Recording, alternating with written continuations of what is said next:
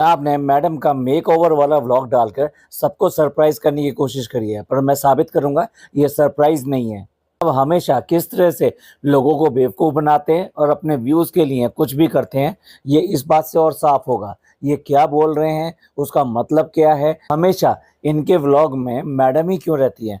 मतलब मैडम का या तो बीमारी होगी, मैडम का कोई और चीज़ होगी, मैडम की कोई भी चीज़ होगी, तो वो सिर्फ़ और सिर्फ़ इनके व्लॉग में आएगी। मैडम के व्लॉग में क्यों नहीं? अगर मैडम का वाक़ई में मेकओवर हुआ है, दुनिया में अगर कोई भी आदमी उसका हकदार है, ये मेकओवर हुआ है, तो वो मैडम ही हो सकती हैं। क्या कोई और हो सकता है? आप सोच के बताइए।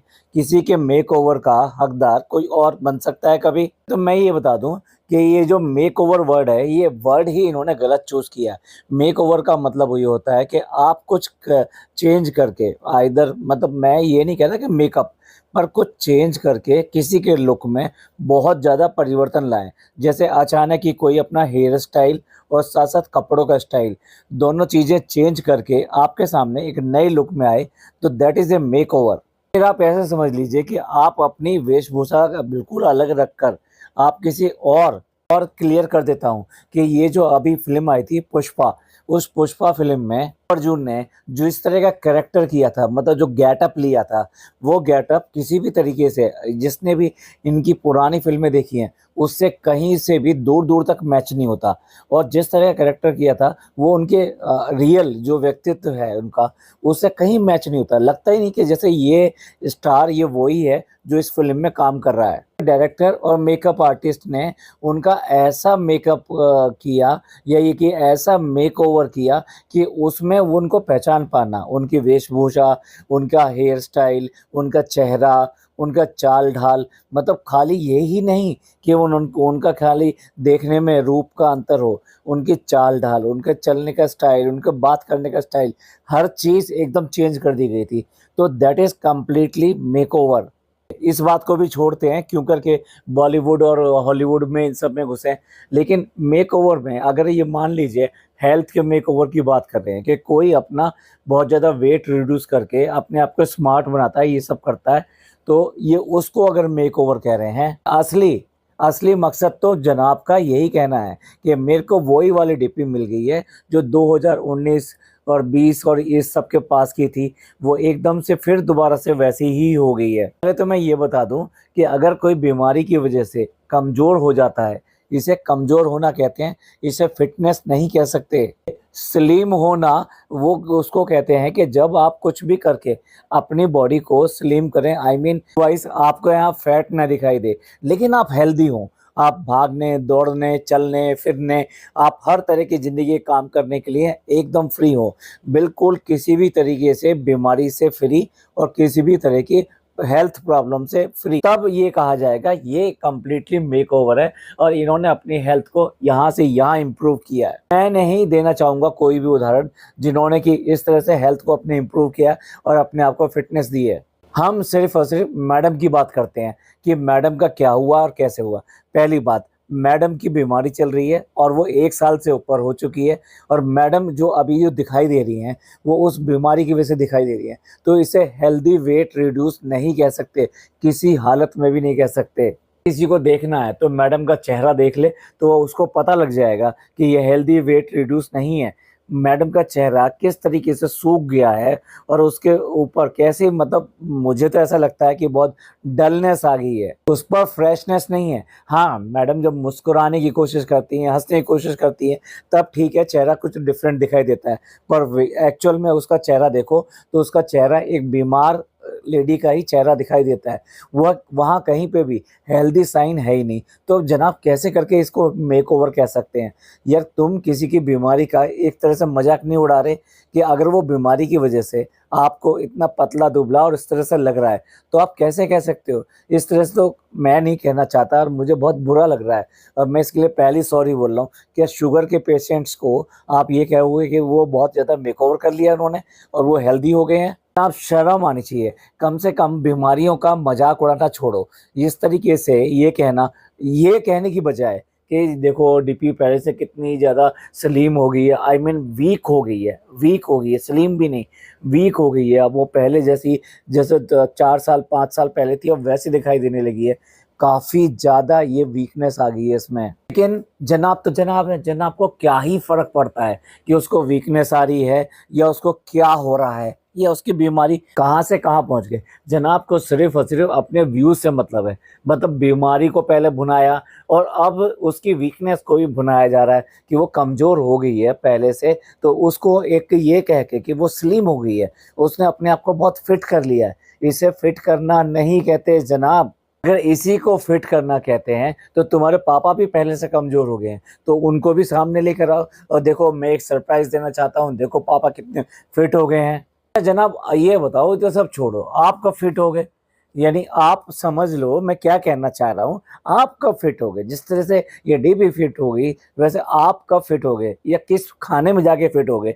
बेवकूफ़ों के खाने में या दूसरे लोगों को बेवकूफ़ बनाने के खाने में? और अब दूसरी बात मैं जो बताना चाहता हूँ वो ये है कि मैडम आज भी अब तक जो भी सूट पहनती रही हैं, वो सूट इनके सारे पूरी बाजू के होते हैं और दूसरा नीचे भी ये शलवार और जो भी चीज़ पहनती हैं, वो भी फिट नहीं होती है। तो मैडम कोई अचानक ही अपने बिल्कुल सलीम एकदम से नहीं हो गई है, कोई सरप्राइज़ नहीं है। मैडम धीरे-धीरे उनकी हेल्थ डाउन हुई है और जो आज कपड़े इन्होंने चेंज किए हैं, क्योंकि पहली बार काफ़ी दिनों के पहली बार इन्होंने आधी बाजू की टी-शर्ट पहनी है यहाँ पर और नीचे जो लोअर पहना है, सॉरी वो एक जीन्स है जो बेसिकली स्ट्रेट जीन्स है और लूज़ जीन्स है, लॉन्ग जीन्स है, तो उसकी वजह से और लग रहा है। और जबकि टी-शर्ट जो पहनी है मैडम ने वो शॉर्ट पहनी है। ऐसे में आदमी थोड़ा स्लिम दिखाई देगा, ख़ास तौर से नॉर्मल आदमी भी स्लिम दिखाई देगा। और फिर अगर किसी का वेट रिड्यूस हो गया हो, बीमारी की वजह से सूख गया हो, तो वो तो भाई बिल्कुल दिखाई देना ही देना है। जैसे कि फॉर एग्ज़ाम्पल आप काफ़ी दिनों बाद में स्लिम बिल्कुल जो फिट आती थी पहले जीन्स आती थी, यानी मैं नैरो जीन्स की बात कर रहा हूँ। अगर नैरो जीन्स कोई पहन लेता है तो वो अपने आप में बिल्कुल पतला सा ही दिखाई देता है। तो ये काफ़ी हद तक तो एक कपड़ों का असर भी है जो मैडम को दिखाई दे रहा है। लेकिन वास्तविकता में ये है कि मैडम पहले से कमज़ोर हुई हैं, उनकी हेल्थ गिरी है और मैडम की हेल्थ गिरने का ये एन्जॉय कर रहे हैं। मतलब इसकी भी पार्टी कर लो। इस नकारे आदमी को शर्म की नाम की तो कोई चीज़ है नहीं कि बीमारी तो बीमारी बेची ही बेची। आज उसकी गलत सेहत जो है, जो सेहत उसकी गिर गई है, जो कमज़ोर हो गई है, उसको भी सेलिब्रेट कर रहा है, उसको भी सरप्राइज़ कर रहा है, उसको भी बेचने पे आ गया। और इसके बाद में वो अपनी अम्मी से कहते हैं, "ये ऐसी हो गई है, ये वैसी हो गई है जिससे पहले, अम्मी देखो कैसी लगती है, कैसी लगती है?" और अम्मी भी आँख मीच के, जो बेटे ने कह दिया अब तो इन्हें निभाना ही निभाना है, अब उसमें हामी भरनी ही भरनी है। अरे यार कभी तो अपनी अकल लगा लो। ये बिल्कुल ये जो इस घर के अंदर है, जिसने एक चीज़ कह दी, सबने वही चीज़ कहनी है, कोई अपनी ओपिनियन रखता ही नहीं है। मतलब इस घर में एक ओपिनियन सबकी ओपिनियन, किसी और की ओपिनियन कुछ मायने रखती ही नहीं है। साफ दिखाई देता है, मैडम से ठीक से बोला नहीं जा रहा है, ठीक से बात नहीं की जा रही है। उसका फेस देखो जिस टाइम वो बात कर रही है, बहुत क्लियर दिखाई देगा। जो उसके रिंकल्स हैं, ये सब चीज़ें बहुत क्लियर दिखाई दे रहा है। जिसको नहीं दिखाई दे रहा, भैया वो आँखों के जाके इलाज करवाए। और जब वो अपना जाके आँखों का इलाज कराए तो सबसे पहले इस जनाब को भी लेके जाए, इसको पकड़ के लेके जाए कि भैया इसकी आँखें ज़रूर चेक करो और दिमाग हो सके तो दिमाग ज़रूर चेक करना, क्योंकि इसके दिमाग में इतने खुराफाती चीज़ें आती कहाँ से हैं। ये बिल्कुल दुनिया से हट के बातें करता है, जो मतलब इसके व्लॉग्स देख लीजिए, बिल्कुल अलग बात करेगा कि वो बिल्कुल बिना सिर पैर की होती हैं, इससे कोई मतलब नहीं रखती। वो फैमिली में किसी न किसी और के बारे में होती हैं, इसके बारे में कभी नहीं होती। इसके बारे में कोई भी बात आएगी ही नहीं।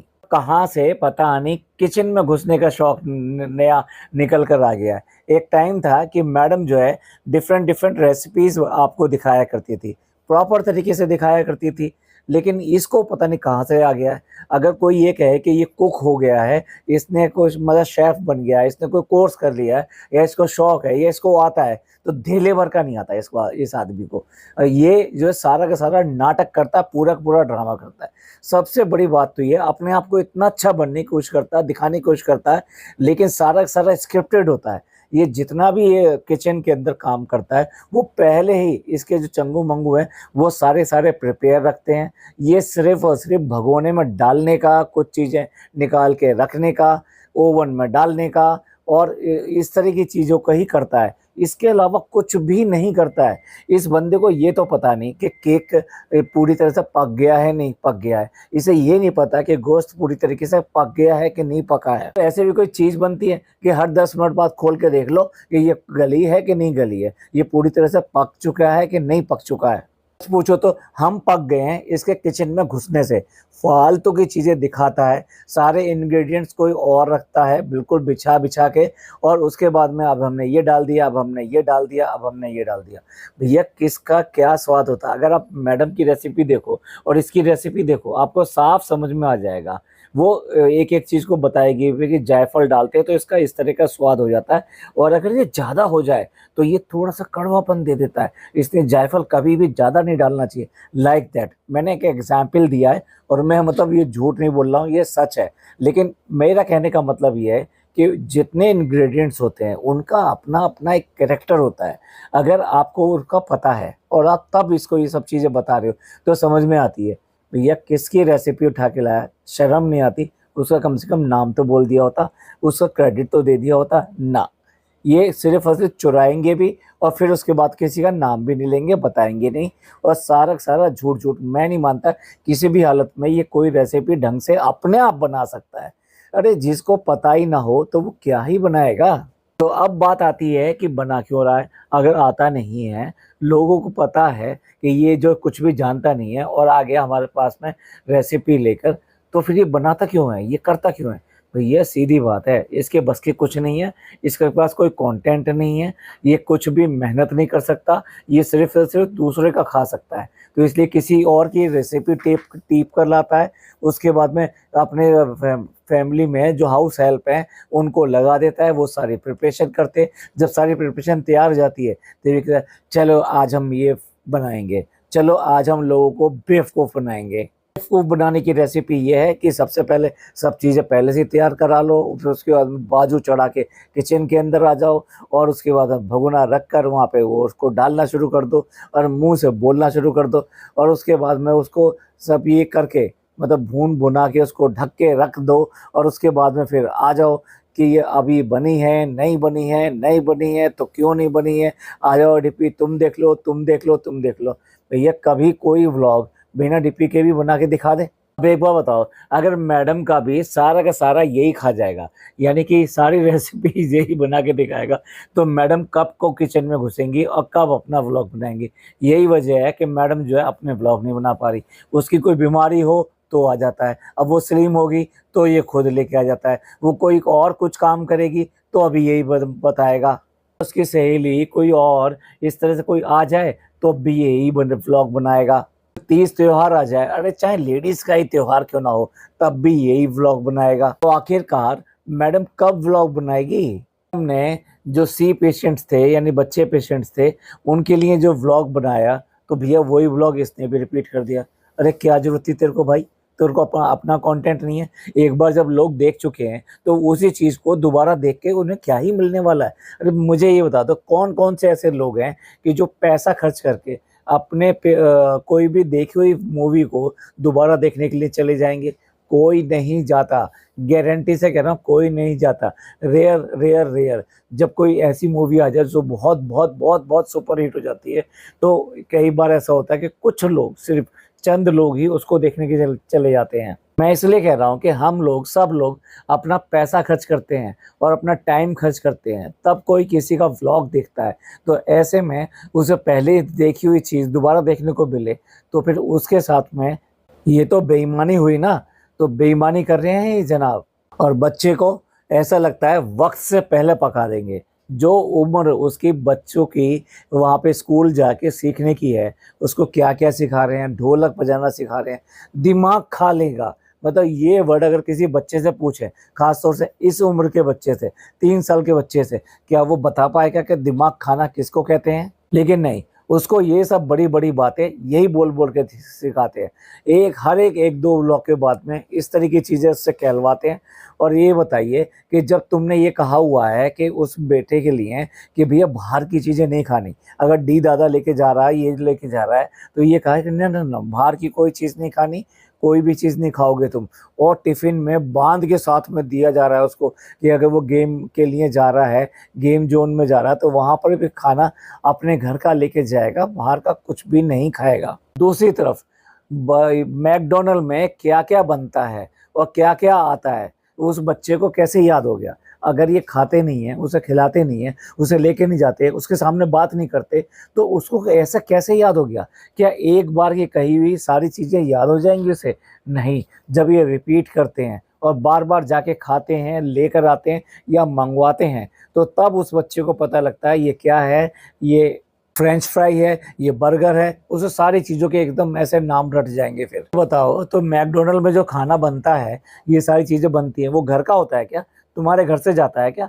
मतलब बच्चे को दिखाने के लिए कि नहीं, बाहर की चीज़ें नहीं खाना। और अब क्या हो रहा है, ये बाहर की चीज़ें किसने खिलाई हैं? अगर इन दोनों माँ-बाप ने नहीं खिलाई, तो क्या मैकडॉनल्ड वाले आए थे इसको खिलाने के लिए? कहानी उसको बस नए पुराने गाने सिखाती रहती है। क्या इसी को डेवलपमेंट कहेंगे बच्चे का कि जो ये कर रहा है कि ढोलक बजा के दिखा दिया उसने। और कमाल की बात है भाई, मैं तो देख के हैरान था। पोंछे की बाल्टी थी, मतलब उसमें पानी भरा हुआ था और पोंछा पड़ा हुआ था और वो बच्चा उसको पहचान के कह रहा है, ये मेरी पोंछे की बाल्टी है। अरे यार! मतलब अभी भी मैडम क्या उससे लगातार पोंछे लगवा रही हैं। इतने छोटे से बच्चे से शर्म नहीं आती इस तरह की चीज़ें दिखा के? अरे बच्चे को कहाँ ले जाना चाहते हो भाई? क्या बनाना चाहते हो? मतलब अपने घर में पीएचडी करा देना चाहते हो क्या उसको? उसको धेले भर की बाहर की नॉलेज नहीं रहेगी। बाहर के बच्चों में घुल-मिल पाएगा नहीं, उनसे इंटरैक्ट नहीं कर पाएगा और गब्दू बन जाएगा जैसे कि आज की डेट में बना हुआ है। वो छोटा-सा बच्चा, चालू का बच्चा आज की डेट में इसको दबा लेता है और ये उससे प्यार करता है और इससे कुछ भी नहीं कह पाता। वो आके इसकी सारी चीज़ों पे हक जताता है। वो आके इसकी सारी चीज़ें माँगता है, खेलना चाहता है और ये बच्चा बेचारा ऐसा ही, मैं तो ये कहूँगा इसको इन्होंने बिल्कुल गब्दू बनाने के छोड़ेंगे क्या? कोई भी इनका आदमी या ये लोगों में से कोई भी अगर ये व्लॉग सुन ले, तो भैया इसको एडमिशन कराओ बच्चे का स्कूल में, उसी से आगे का डेवलपमेंट होगा। अब डरना-वरना छोड़ दो, बच्चा जैसा है उसको जाने दो, वो धीरे-धीरे उसकी ये सब बीमारियाँ, ये सब चीज़ें, एजिटेशन, ये सब चीज़ें दूर होंगी कम से कम। अगर मैडम के और जनाब के रेस्टोरेंट के बारे में बात ना की जाए, तो बिल्कुल अधूरा रह जाएगा। कि अब सारे के सारे सपने एकदम से बाहर आ गए कि रेस्टोरेंट कैसा होना चाहिए, वहाँ लाइटिंग कैसी होनी चाहिए, वहाँ की डेकोरेशन कैसा होना चाहिए, वहाँ पे कोई शेफ़ नहीं होगा, इनकी अपनी रेसिपीज़ होंगी, सिर्फ़ पकइये होंगे, जो कि इनके कहने पे जैसा ये कहेंगे वैसा बना के देंगे। उसका कोई टाइम नहीं होगा, अर्ली मॉर्निंग से शुरू हो जाएगा, जैसे कि घर का खाना, जैसे कि अम्मी के हाथ का खाना, जैसे कि अम्मी के हाथ की खीर। देखिए कितनी ज़्यादा पतंगे उड़ रही हैं और कितने अरमान जाग रहे हैं कि वॉल डेकोरेशन कैसी होगी, कैसा होगा खाना, क्या करेंगे, कैसा करेंगे। भाई इतनी सारी प्लानिंग, इतनी सारी प्लानिंग। हाँ, प्लानिंग क्यों ना हो, जब ये बिग बॉस में थी तब से प्लानिंग चल रही है कि भई मुझे एक रेस्टोरेंट खोलना है और मेरा ये सपना है कि मैं एक रेस्टोरेंट खोलूँ। और उसने कहा भी था कि जब तुम बाहर निकलोगी तो तुम्हारे जनाब आएँगे और वो चाबी लेके आएँगे, ये लो रेस्टोरेंट की चाबी। पर चाबी तो कोई और लेके उड़ गया, चाबी लेके उड़ गई ननद। और मैडम देखती-देखती ही रह गईं। लेकिन भाई ठीक है, चाबी अगर ननद लेके उड़ गई और वो पापी गुड़िया, वो तो तुम्हारी बेटी थी और बेटी की बेटी के जैसे थी और इसीलिए आपने उसका लालन-पालन किया, उसको मेकओवर किया। मेकओवर वो कहते हैं जो चालू का किया गया, ये नहीं जो मैडम का हुआ है। एनीवे, तो जब सब कुछ किया है और उसने रेस्टोरेंट खोल ही लिया था, तो जनाब और मैडम ये सारे सजेशन और ये सारी अच्छी-अच्छी बातें एक रेस्टोरेंट चलाने के लिए कि रेस्टोरेंट में क्या होना चाहिए, कैसी डेकोरेशन होनी चाहिए, क्या बनना चाहिए, कैसे होना चाहिए, एनवायरनमेंट कैसा होना चाहिए, क्या-क्या डिश रखेंगे, ये सारी चीज़ें अपनी प्यारी-प्यारी ननद को, अपनी प्यारी-प्यारी बहन को क्यों नहीं बताई? भई तब क्या जल गए थे, तब फूँक गए थे कि नहीं इसने रेस्टोरेंट खोल लिया, रेस्टोरेंट हमने खोलना था। जिस तरह से चालू भी जली होगी ना, बस यही इनके घर में चलती रहती है, इधर वो जला तो उधर वो जली। चालू ने भी इनके पसंद का यानी कि ये सारा किचन और रेसिपीज़ इनके ऊपर बनती थी, इनके व्लॉग्स बनते थे, जिनके ऊपर बात होती थी, जिसके अच्छे खाने की तारीफ़ होती थी। चालू ने बाजी मारी और उसने रेस्टोरेंट खोल लिया। और मैडम ने क्या किया? मैडम ने वही किया कि वो रात-दिन इसको कपड़े आते थे, वो कपड़ों का बिज़नेस बिज़नेस नहीं प्रमोशन करती थी, उसको ऐड करती थी। तो वही काम जो है मैडम ने ले लिया कि चलो कपड़ों का काम हम कर लेते हैं फिर। भाई जब इधर भी कुछ नहीं बन रहा, उधर भी कुछ नहीं बन रहा और चालू के व्यूज़ जो है अब कंटेंट हो गए हैं सिर्फ़ और सिर्फ़ 8 लाख के ऊपर। देखिए, आज लगभग जो है 1 दिन तो पूरा हो चुका है और अब दूसरा दिन शुरू होने जा रहा है। उसके बाद में भी चालू के व्यूज़ का जो लंका वो पूरी तरह से लगी पड़ी है। अभी भी 6 लाख पे अटकी हुई है गाड़ी। चालू के भी व्यूज़ नहीं आ रहे। मैडम जनाब अपने आप में व्यूज़ के मामले में ये भी कंगाल हो गए, तो इसलिए पैचअप हो गया। चलो अब हम जो एक दूसरे के साथ में साथ-साथ खेलते हैं और साथ-साथ नहीं, 7-7 7-7 14 7-7 15 सब कुछ खेलते हैं। तुम हमारा कुछ भी कर लो, हम तुम्हारा कुछ भी कर लें।